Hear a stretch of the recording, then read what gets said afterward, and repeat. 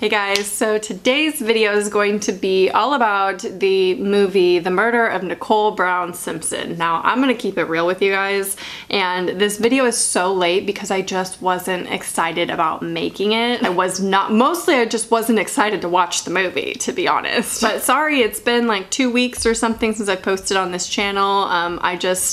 Another thing about the growth of my channel and my videos doing so well is I put this added pressure on myself to make my videos perfect, and I just don't think that's fair to me because none of my videos have ever been perfect. I'm just human, and I just don't think that the video has to be flawless to be a decent video. So that's why we're here, but that is why it took so long to get here. And one of the reasons why I was nervous about making this video is because I don't have a lot of pre-existing knowledge about the Nicole Brown and O.J. Simpson case. And I was worried when I went to go watch this movie that I wouldn't have the background information or knowledge to understand if it was a good portrayal of what the events were, but luckily I did not need that. So let's just jump into the movie. So The Murder of Nicole Brown Simpson is made by director Daniel Ferrens, who also made the nice little gem, The Haunting of Sharon Tate.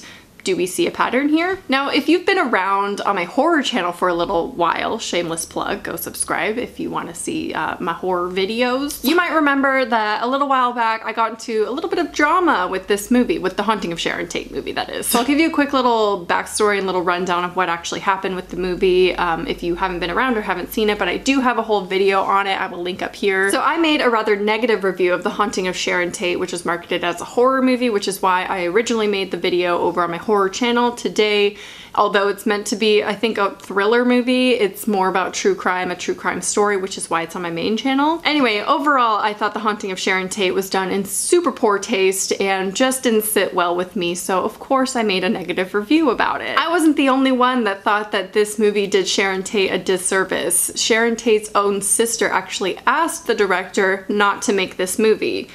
He still made it. So they then copyright claimed my video. They weren't a fan of it. And I had used originally trailer clips and I cut them up. There was no audio. It was for commentary purposes only. So I was within my rights to use the trailer how I did. They still copyright claimed it anyway. They didn't stop there though. They then proceeded to ban my video from every country outside the United States. So I re-uploaded the video without the trailer. And there was nothing else they could do to stop me. And I will link that video if you're curious. So you can imagine my dread when I heard that the same people who made The Haunting of Sharon Tate were making a new movie in the same tone about Nicole Brown Simpson. Now, obviously, I'm not gonna be using trailer clips or photos or anything for obvious reasons. I don't wanna be banned from every country. So of course, I would just wanna say that I went into this movie, The Murder of Nicole Brown Simpson, with a little bit of a bias because of my history with the director and his previous movie. So I'm just being honest with you with that, obviously, because I want you to form your own opinion about this, but I'm just here to share my opinion,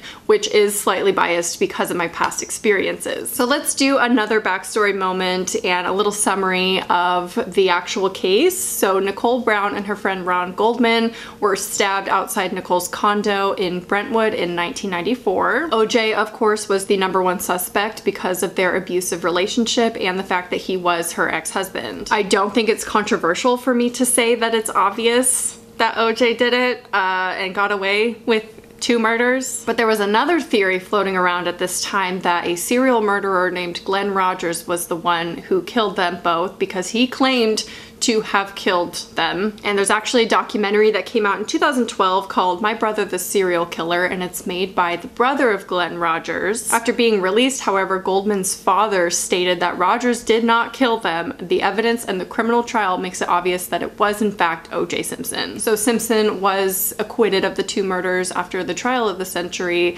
and no other arrests were ever made, even though they technically had a confession by this man, Glenn Rogers. So 2 years later, in 1997, the families of Brown and Goldman filed a new lawsuit against Simpson and won, and he was found responsible for both deaths at that point. And I believe it's because the statements that he gave were much more incriminating because he could not plead the fifth in this civil case. His punishment ended up being just paying a large monetary amount to the families, and they've only been paid a very small portion of this to this day. And Simpson also fled and moved to Florida to avoid his personal possessions possessions being seized in order to cover these liabilities. He now lives in Las Vegas though. So Glenn Rogers claims that he met Nicole Brown and was actually hired by OJ to steal expensive jewelry, and he also said that he was hired to kill her. Or OJ said, you might have to kill her. He's also claimed to have killed almost 70 other people. So there's so much to this actual case that I don't want to go into. This whole video is not about the OJ Simpson case or anything like that. I just wanted to give a backstory so when we go into the story of the movie, it all makes sense and you see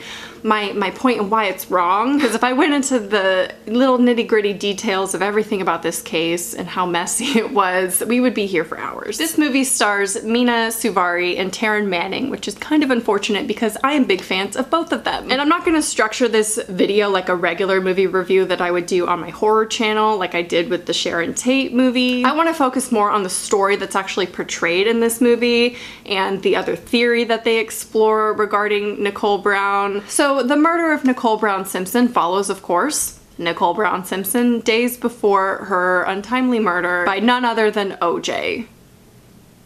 Wait, it's not. OJ isn't. He's not portrayed as the killer? Oh, he didn't kill her. Oh, right. It was that other guy. It was the serial killer that killed her. So the most disturbing thing about the movie of the murder of Nicole Brown Simpson is the portrayal of an intimate relationship between Nicole Brown and Glenn Rogers. You know, the serial killer. I understand the director was probably like, it'd be so dramatic if she was sleeping with the serial killer and being stalked by OJ and the viewers left wondering who done it. When in reality, of course, this never happened. But if someone watched this movie thinking that it was a true story, they would probably believe that Glenn Rogers was actually the killer and that OJ is innocent. Whether you think Simpson or Rogers committed the murders, don't you think it's a little insensitive to have her have an intimate relationship, at least in this fictional portrayal of this movie, with a man who was theorized to have murdered her? Even if this movie was just meant as a fictional telling of an alternate story, then why go so far as to depict graphic details of the actual murder, but then change the murderer or have her be intimate with her murderer? So this is not a fictitious story at the end of the day. These are real people and a lot of the movie is portrayed accurately, so why take it to this level? Well, the director has actually made a comment on this very topic. Although the movie presents a controversial what-if scenario involving a dangerous man who claimed to have entered Nicole's life shortly before the murders, we don't change the outcome of the story, and we certainly don't exonerate anyone. But you did change the outcome of the story. You changed who killed her.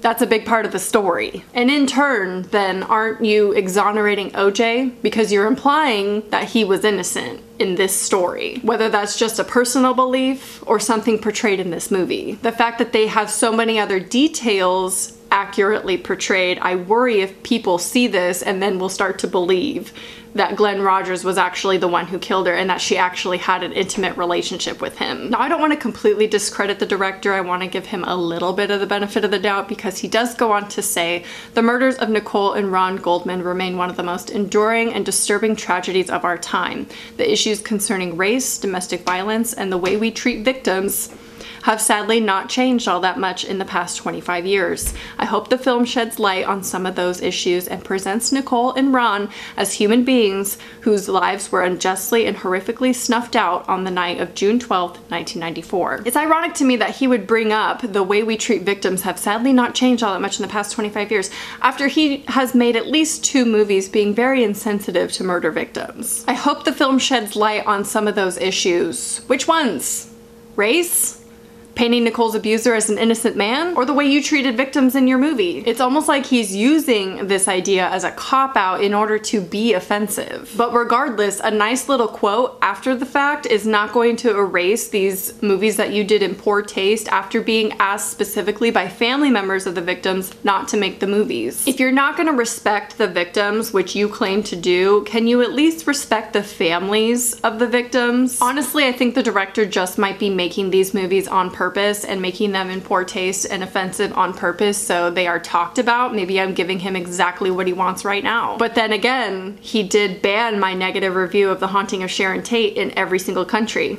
So he just makes these movies under the guise of wanting to do justice by the victims, but I just don't understand how anyone who knows the actual stories and the tragedies that these movies are portraying can be fooled by watching these movies and think that it could possibly paint the victims in a good light. I want to reiterate, the director wrote that Nicole Brown had an intimate relationship with a real-life serial killer who was alleged to have murdered her, or at least theorized to, and then goes on to kill her in the movie, and is doing her then a disservice by not even acknowledging her real killer as anything more than her abusive husband. And I don't want to spread misinformation or rumors or anything like that, but I do wonder what OJ thinks about this movie and if he backed it in any way or anything, because I swear to God it's almost like he wrote it, which didn't happen, by the way. Like I said, don't want to spread misinformation, but I wonder. The director also made a movie called The Amityville Murders.